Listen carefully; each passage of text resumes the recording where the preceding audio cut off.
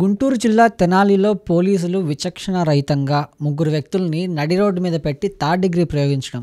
Third degree అంటే లాఠీలు తీసుకొని కొట్టడం, మోకాళ్ళ మీద కాళ్ళు పెట్టి నిల్చోవడం. ఈ వీడియో చాలా వైరల్గా మారింది. ఈ వీడియో వైరల్ అయిన తర్వాత రకరకాల అభియోగాలు అయితే వినిపిస్తున్నాయి. అంటే గతంలో ఒక 1 month బ్యాక్ ఈ వీడియో అయింది. 1 month తర్వాత ఈ వీడియో వైరల్ అయిన తర్వాత అసలు పోలీసులు ఎందుకు కొట్టారంటే 4 రకాల అంటే డిఫరెంట్ టైప్స్ ఆఫ్ ఒక్కొక్కరు ఒక్కొక్కలాగా చెప్తున్నారనమాట. కొంతమంది ఏమంటున్నారంటే ముస్లిం వ్యక్తులు, ఎస్సీ వ్యక్తులు కాబట్టి కొట్టారు అని కొంతమంది చెప్తున్నారు. కొంతమంది ఏమంటున్నారంటే పోలీసుని అంటే కానిస్టేబుల్, డ్యూటీలో ఉన్న కానిస్టేబుల్ మీద వీళ్ళు గంజాయి తాగి ఆయన మీద దాడి చేశారు, అందుకే ఇలా థర్డ్ డిగ్రీ ఇచ్చారని కొంతమంది చెప్తున్నారు. కొంతమంది ఏమంటున్నారంటే వైసీపీకి ఫేవర్ కాబట్టి టీడీపీ వాళ్ళే దగ్గరుండి కావాలని చేయించారని ఇంకొంతమంది చెప్తున్నారు. మరికొంతమంది ఏమంటున్నారంటే కానిస్టేబుల్ ఆ గంజాయి బ్యాచ్ దగ్గర డబ్బులు అడిగాడు, ఆ డబ్బులు ఇవ్వకపోవడంతో అక్రమ కేసులు పెట్టి ఇలా చేస్తున్నారని చెప్పి కొంతమంది అంటున్నారు. ఇందులో వాస్తవం ఎంత అనేది ఇంతవరకు తెలియదు. బట్ తెలిసినా తెలియకపోయినా పోలీసులు అలా విచక్షణ రహితంగా కొంతమంది వ్యక్తుల్ని తీసుకొచ్చి నడి రోడ్డు మీద అలా దారుణంగా థర్డ్ డిగ్రీ ప్రయోగించడం, కొట్టడం, లాఠీలు విరిగేటట్టు కొట్టడం, మోకాళ్ళ మీద షూ వేసుకొని బూట్ కాళ్ళతో నిల్చోవడం, కొట్టిపించడం, ఇది ఎంతవరకు కరెక్ట్ అనే దాని గురించి మనం మాట్లాడదాం. అసలు పోలీసులకి సామాన్య ప్రజలే కాదు, బాధితులే కాదు, ఎవరినైనా క్రిమినల్స్ని కూడా కొట్టే రైట్ ఉందా? అంటే కోర్టుని, చట్టాన్ని చేతిలోకి తీసుకొని పోలీసులు వీళ్ళు కొట్టొచ్చా అనే దాని గురించి మాట్లాడదాం. బేసిక్గా Indian penal code IPC section 330 ప్రకారం అండ్ 331 ప్రకారం పోలీసులకి కొట్టే రైట్స్ లేవు, కొట్టొద్దు పోలీసులు.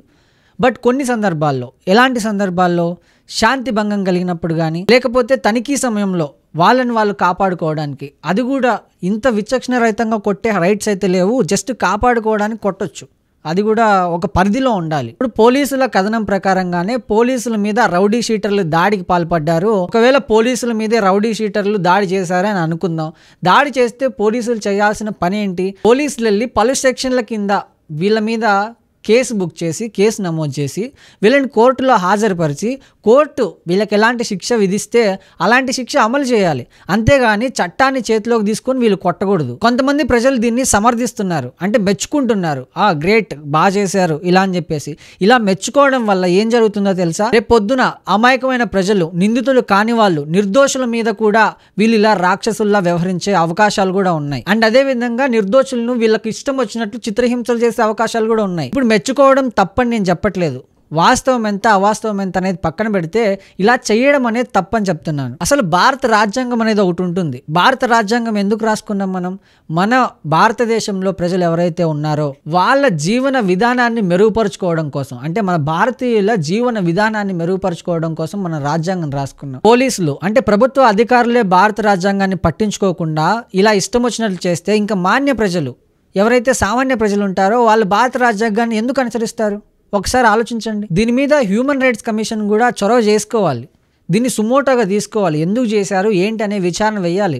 బాధితులు కూడా ఎవరైతే ఉన్నారో ఎన్హెచ్ఆర్సీ హ్యూమన్ రైట్స్ కమిషన్ను కూడా ఆశ్రయించి అక్కడ ఫిర్యాదు చేయాలి. అండ్ అదేవిధంగా జ్యుడిషియల్ మెజిస్ట్రేట్ వద్ద కూడా వీళ్ళు ఫిర్యాదు చేసుకోవచ్చు. ఇప్పుడు బాధితులు పోలీసు మీద క్రిమినల్ కేసులు కూడా పెట్టచ్చు. ఫర్ ఎగ్జాంపుల్ ఐపీసీ సెక్షన్ 323, 506 వంటి కేసులు అయితే బుక్ చేయొచ్చు పోలీసుల మీద.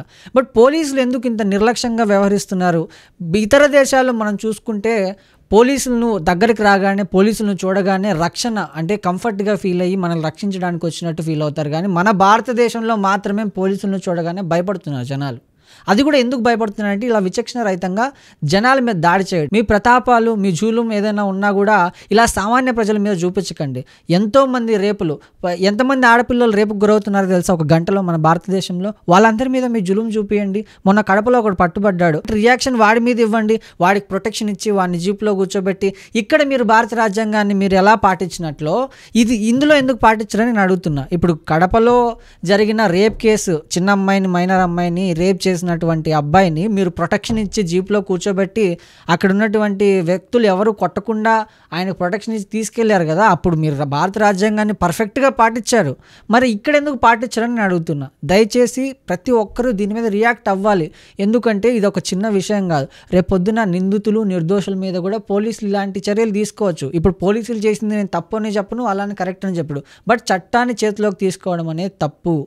మనకంటూ భారత రాజ్యాంగం అనేది ఒకటి ఉంది, దాన్ని పాటించాలని నేను చెప్తున్నా. So thank you.